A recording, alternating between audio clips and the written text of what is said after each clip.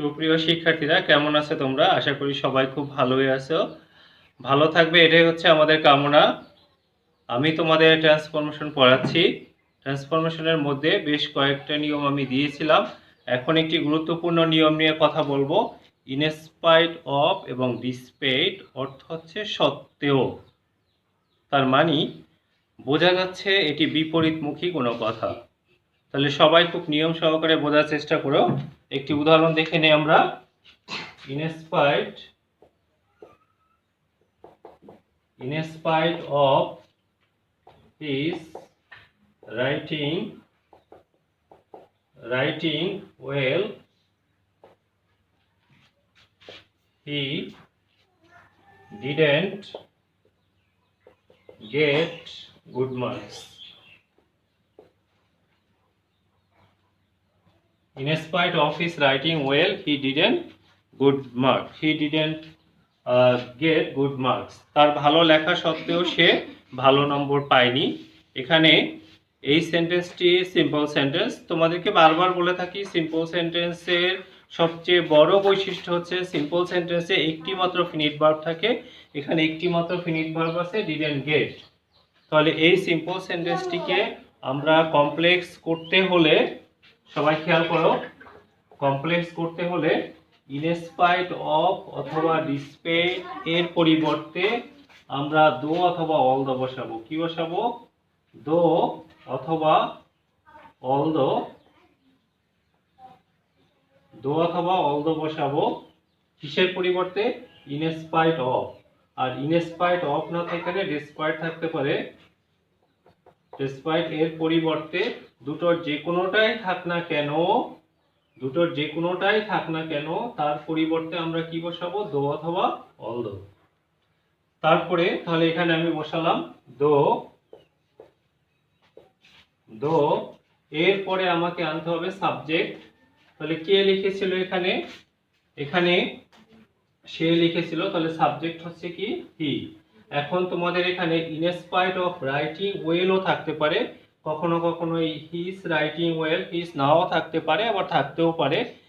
থাকুক বা না থাকুক পজিটিভ কথাটা, এখানে তোমাকে সাবজেক্ট ব্যবহার করতে হবে। দেখতে হবে এই যে রাইটিং, দ্যাট মিন্স এই যে আইএনজি যুক্ত ভার্ব, ইনস্পাইট অফ এর পরে, এই যে অফ এর পরে তোমরা জানো তোমাদের রাইট ফর্ম অফ ভার্বের নিয়ম অনুসারে of, in, at, for, from এগুলোর পরে সাধারণত ভার্বের সাথে কি হয়? আইএনজি যোগ হয়। তাহলে এখানে অফ এর পরে, ডিসপাইট এর পরে কিন্তু না, ইনস্পাইট অফ এর পরে কি হয়?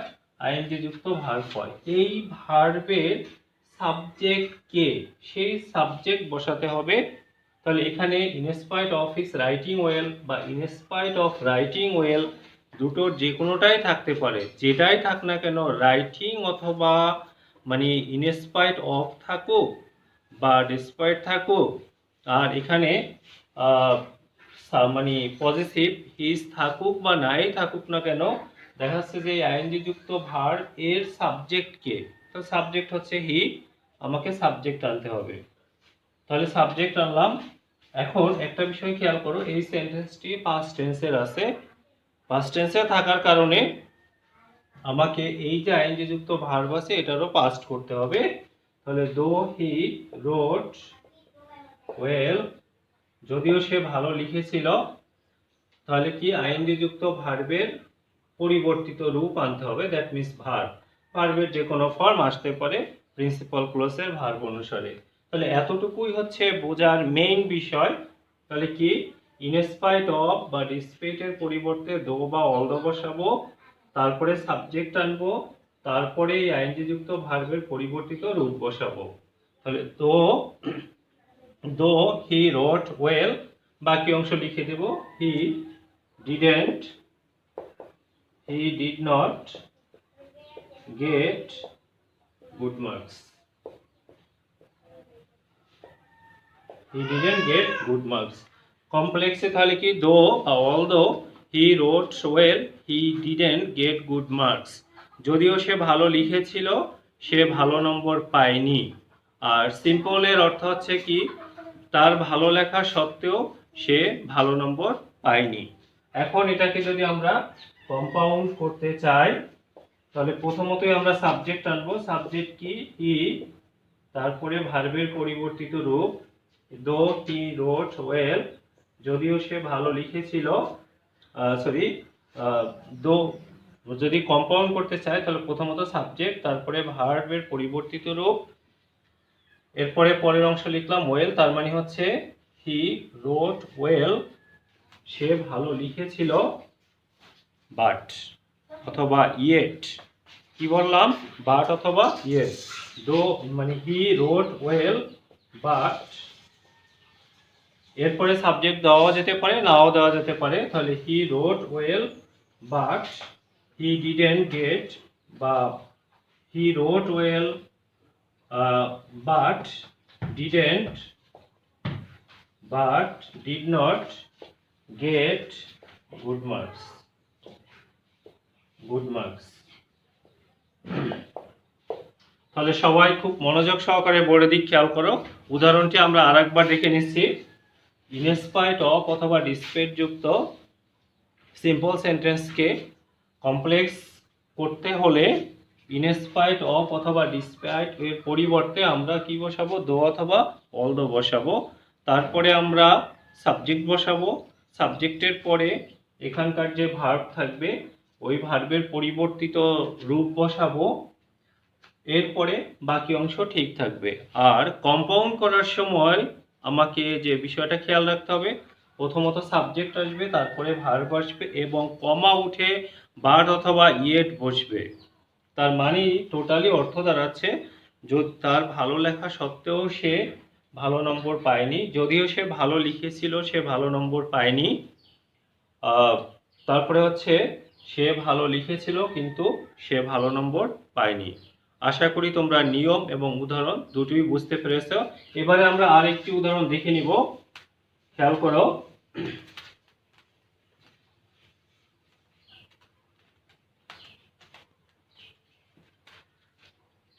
দেখো, in spite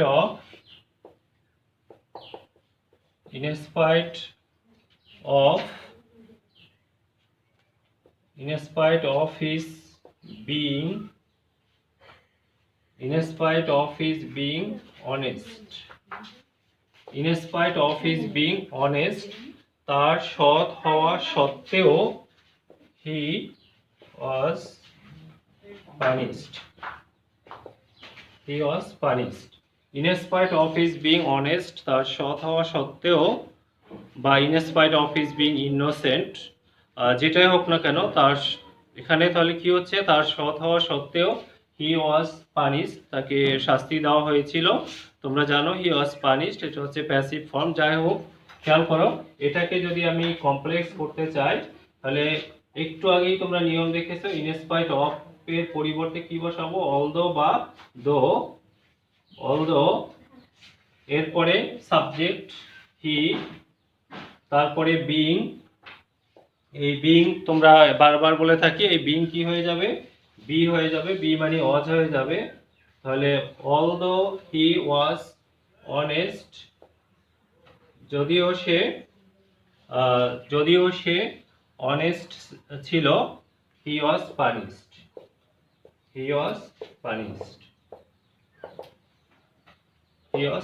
তাকে শাস্তি দেওয়া হয়েছিল। এবারে যদি এটাকে আমি কম্পাউন্ড করতে চাই তাহলে দেখো, কম্পাউন্ড, খেয়াল করো, হি ওয়াজ অনেস্ট বাট, বা ইয়েট, তথাপিও বা কিন্তু, তাহলে he was honest but he was punished. He was honest but he was punished. But অথবা কি, he was honest but was punished, বা শুধু but punished, যেটা দাও একই কথা। he was honest but he was punished, অর্থটা ক্লিয়ার হয়। অথবা কি, he was honest but punished। তাহলে ইনস্পাইট অফ এবং ডিসপাইট যুক্ত সিম্পল সেন্টেন্সকে কিভাবে কমপ্লেক্স করতে হয় বা কম্পাউন্ড করতে হয় আর একটু ব্যতিক্রম কিছু উদাহরণ থাকে, একটু দেখে নাও। যেমন খুব সংক্ষেপে ছোট একটি উদাহরণ, যেমন in spite of his poverty, তার দারিদ্রতা সত্ত্বেও he was honest। এটিকে যদি আমরা কি করি, কমপ্লেক্স করি, তাহলে কি হবে, though he was poor, কমা, এখন এখানে তোমাদের লক্ষ্য করার বিষয় হচ্ছে যে দো বা অলদো আনলাম, আনলাম, সাবজেক্টের পরে অবশ্যই তোমাকে একটা বি ভার্ব আনতে হবে। পভার্টি, তার দরিদ্রতা বা দারিদ্রতা সত্ত্বেও, এখানে তাহলে কি হবে, দো হি ওয়াজ অনেস্ট, দো হি ওয়াজ পোর। এই পভার্টি, এই নাউনটিকে আমাদের কি করে দিতে হবে, অ্যাডজেক্টিভ। তাহলে দো হি ওয়াজ পোর, যদিও সে পোর ছিল, হি ওয়াজ অনেস্ট। এটিকে যদি আমরা কম্পাউন্ড করতে চাই তাহলে কি করব, he was poor but honest, he was poor but honest, অথবা he was poor but he was honest. তাহলে অতখানি আমাদের লেখার দরকার নেই, হি ওয়াজ পোর বাট অনেস্ট। তাহলে এখানে ব্যতিক্রম, এখানে কিন্তু আইএনজি যুক্ত ভার্ব ছিল না, আবার এই নাউনটিকে আমার অ্যাডজেক্টিভ করে দিতে হলো। আশা করি তোমরা দো অথবা অলদো যুক্ত সিম্পল সেন্টেন্সকে কিভাবে কমপ্লেক্স করে এবং কম্পাউন্ড করে এই নিয়মটি বুঝতে পেরেছ। আমি এখন অন্য একটি নিয়ম নিয়ে কথা বলবো, সবাই খুব মনোযোগ দিয়ে বোঝার চেষ্টা করো। দেখো, on account of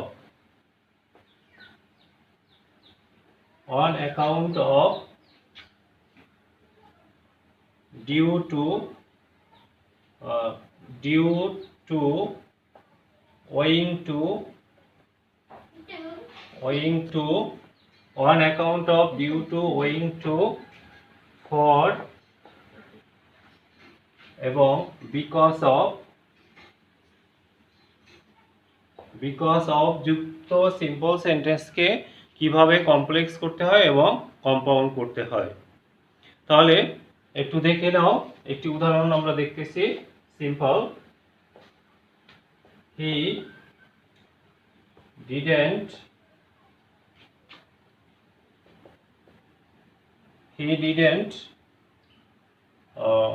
go to college because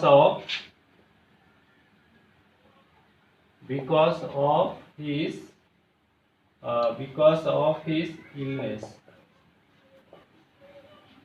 তার অসুস্থতার কারণে, তার অসুস্থতার কারণে সে কলেজে যায়নি। এখন এই সিম্পল সেন্টেন্সকে যদি আমরা কমপ্লেক্স করতে চাই তাহলে খেয়াল করো, প্রথমতই আমরা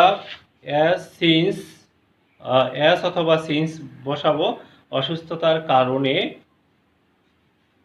হতে আমরা প্রথমতই কি বসাবো, আমরা অ্যাজ অথবা সিন্স বসাবো, অথবা মাঝখানেও বসাতে পারি। যেমন একটু খেয়াল করো, হি ডিডেন্ট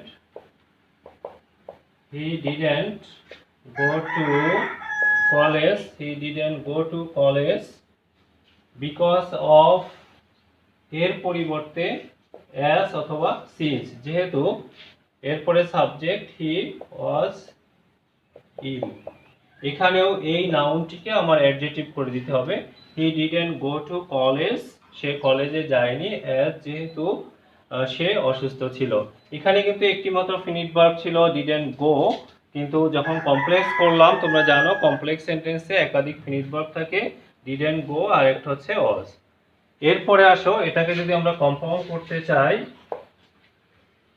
তাহলে এখন এখানে একটা বিষয় তোমাকে খেয়াল করতে হবে, সিম্পল এবং কমপ্লেক্সের ক্ষেত্রে কারণ এবং ফলাফল দুটোর যে অংশে বসাই না কেন আগে পরে সমস্যা নেই, কিন্তু যখন আমরা কম্পাউন্ড করব তখন আমাকে কারণটি আগে লিখতে হবে।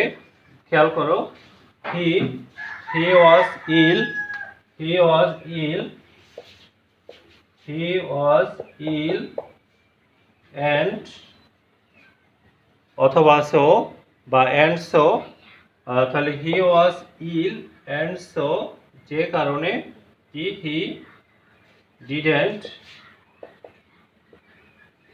didn't go to college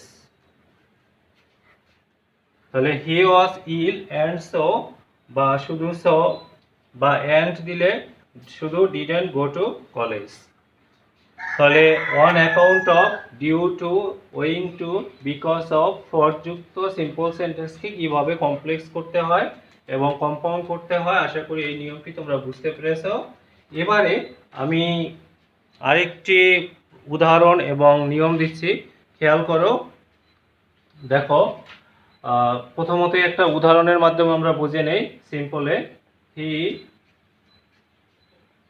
he was too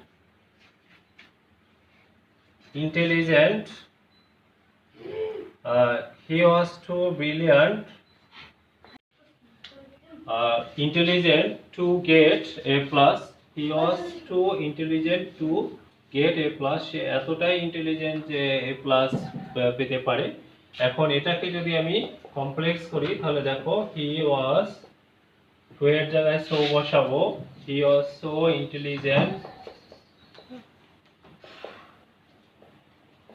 he was so intelligent that এই টু এর স্থলে কি বসাবো that এর পরে আবার সাবজেক্ট আনবো he এখন যেহেতু পাস্ট টেন্স সেহেতু could বসাবো that he could get a plus তাহলে এখানে যে বিষয়টা বুঝতে হবে টু এবং এই টু যুক্ত সিম্পল সেন্টেন্সকে কমপ্লেক্স করতে হলে টু এর স্থলে কি বসাবো সো বসাবো এবং টু এর স্থলে দ্যাট বসাবো তারপরে সাবজেক্ট আনবো সাবজেক্টের পরে ক্যান অথবা কুড মে অথবা মাইট আনবো যেহেতু এখানে পাস্ট টেন্স সেহেতু কুড আনলাম অথবা মাইট আনতাম এবারে যদি আমি কম্পাউন্ড করতে চাই তাহলে দেখো হি ওয়াজ ভেরি কি বসাবো সো এর স্থলে কি বসালাম ভেরি বসালাম তাহলে he was very intelligent he was very intelligent and এখানে টু এর স্থলে কি বসাবো and could get a plus অথবা and he could get a plus তাহলে টু ডট ডট টু যুক্ত সিম্পল সেন্টেন্সকে কমপ্লেক্স করতে হলে টু এর স্থলে কি বসাবো আমরা টু এর স্থলে সো বসাবো এবং টু এর স্থলে subject plus that plus subject plus can অথবা কুড মে অথবা মাইট বসাবো আর যদি কম্পাউন্ড করতে চাই তাহলে টু এর স্থলে ভেরি বসাবো এবং টু এর স্থলে আমরা কি বসাবো টু এর স্থলে অ্যান্ড বসাবো এরপরে আবার আমরা কি আনলাম সাবজেক্ট আনলাম সাবজেক্ট না আনলেও চলে যদি সাবজেক্ট একই ব্যক্তি হয় অ্যান্ড কি কুড গেট এ প্লাস তাহলে তোমরা আশা করি তোমরা নিয়ম ভালো করে বুঝতে পেরেছো আগামী ক্লাসে তোমাদের পড়া থাকবে এর আগে তোমাদেরকে আমি অ্যাপ্লিকেশনের নিয়ম শিখিয়েছিলাম আশা করি নিয়মগুলো তোমরা মনে রাখতে পেরেছো তারপরও একবার নিয়ম আমি দিচ্ছি খুব মনোযোগ সহকারে খেয়াল করো একটি অ্যাপ্লিকেশনের ফরম্যাট দিচ্ছি খেয়াল করো এখানে অ্যাপ্লিকেশন লিখতে প্রথমতই তোমরা তারিখ ব্যবহার করবে যদি আজকের কথা বলি যেমন আজকে হচ্ছে 14 তারিখ সেপ্টেম্বর 2020 এরপরে যার বরাবর অ্যাপ্লিকেশন লিখবে তার পদবি সেটা প্রিন্সিপাল হতে পারে চেয়ারম্যান হতে পারে ডিসি হতে পারে পুলিশ কমিশনার হতে পারে বা যেই হোক না কেন তার পদবি বা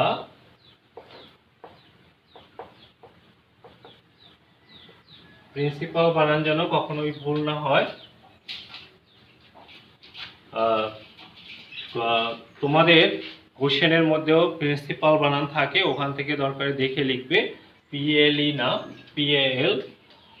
তাহলে তারিখ, তারপরে যার বরাবর লিখবে তার পদবি, তারপরে হচ্ছে তিনি কোথাকার প্রিন্সিপাল, ধরে নিলাম এক্স কলেজ,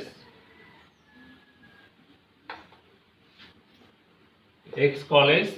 যদি কোনো কলেজের নাম দেওয়া থাকে তাহলে ওই কলেজের নাম ব্যবহার করবে, বা যে প্রতিষ্ঠানের উনি প্রধান ওই প্রতিষ্ঠানের নাম লিখবে। এরপরে ওই প্রতিষ্ঠানের ঠিকানা, আমি লিখলাম বাড়িধারা, বাড়িধারা ঢাকা, ঢাকা। এরপরে তোমাকে সাবজেক্ট লিখতে হবে, সাবজেক্ট। সাবজেক্টের প্রেয়ার ফর না লিখে এখনকার অ্যাপ্লিকেশন ফর্ম লিখে, এবং এটাই হচ্ছে স্ট্যান্ডার্ড। অ্যাপ্লিকেশন ফর, ফরের পরে যে কোনো ভার্ব আসলে আইএনজি হয়, ভার্ব না আসলে সরাসরি লিখে দেবে। যেমন application for establishing a common room, setting up a canteen, এভাবে। এছাড়া মনে করো application for leave of absence, application for full free studentship, যাই হোক না কেন। এরপরে এখানে এসে স্যার অথবা ম্যাডাম যেটাই হোক, এরপরে তোমাকে বডি অফ দ্য অ্যাপ্লিকেশন লিখতে হবে। একেবারে লাস্টে এসে your most obedient, most obedient pupil লিখে তোমার নাম লিখবে, তোমার রোল এবং শ্রেণী লিখবে। আর অনেকের পক্ষে হলে ইয়োর মোস্ট ওবিডিয়েন্ট পিউপিল, তোমার নাম লিখবে, রোল লিখে, এবং ওই নাম রোলের পরে আবার তোমাকে কি লিখতে হবে, on behalf of the student of x college. নিয়ম তোমাদের দিয়েছিলাম, অবশ্যই তোমাদের মনে আছে ক্লাসে যখন পড়িয়েছিলাম। তাহলে একটা অ্যাপ্লিকেশনের কয়টা পার্ট তোমাকে খেয়াল করে লিখতে হচ্ছে, তারিখ, তারপরে হচ্ছে যার বরাবর লিখবে তার পদবি, কলেজের নাম বা প্রতিষ্ঠানের নাম, প্রতিষ্ঠানের ঠিকানা, সাবজেক্ট, স্যালুটেশন বলে এটাকে, সম্বোধন, ইংলিশে বলে স্যালুটেশন, স্যালুটেশন, তারপরে বডি অফ দ্য অ্যাপ্লিকেশন, এবং লাস্টে যেটা ending part, your most obedient people. তার মানে হচ্ছে 1 2 3 4 5 6 7 বডি অফ দ্য অ্যাপ্লিকেশন এবং 8। আশা করি তোমরা অ্যাপ্লিকেশনের নিয়ম আগে ক্লাসে যে দিয়েছিলাম ওখান থেকে ভালো করে দেখে নাও, এবং এখান থেকেও কিছুটা হলেও ধারণা হলো। আগামী ক্লাসে তোমাদের বইয়ের প্রথম 4টা অ্যাপ্লিকেশন অবশ্যই ভালো করে প্র্যাকটিস করবে। আজ এ পর্যন্তই, সবাই সুস্থ থাকো, ভালো থাকো, আল্লাহ হাফেজ।